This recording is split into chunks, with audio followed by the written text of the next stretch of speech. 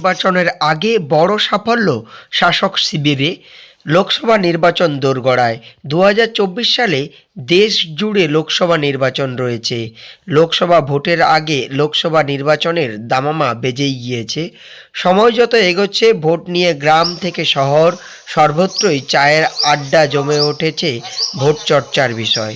শিওরে যখন লোকসভা ভোট, তখনই তার আগেই বড় সাফল্য পেল জেলায় শাসক শিবির।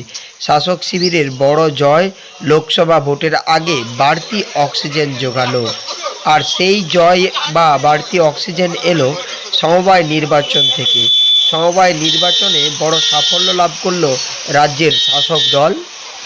আমরা খুব আনন্দিত এবং আমরা ভীষণভাবে আশাবাদী ছিলাম এই সমবায় সমিতি নির্বাচনে আমরা জয়লাভ করব।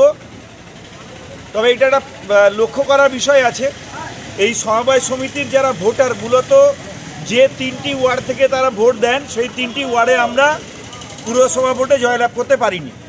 2 নম্বর ওয়ার্ড, 3 নম্বর ওয়ার্ড, 4 নম্বর ওয়ার্ড। এই ২৪-এর লোকসভা ভোটের আগে বিরোধী দলনেতার জেলায় বিপুল জয় শাসক শিবিরে। আর সেই জয়ে কার্যত ধরাশায়ী রাজ্যের প্রধান বিরোধী শিবির। পূর্ব মেদিনীপুর জেলার এগরা দল আলুয়া সমবায় সমিতি নির্বাচনে বিপুল ভোটে জয়লাভ করল শাসক শিবির তৃণমূল কংগ্রেস।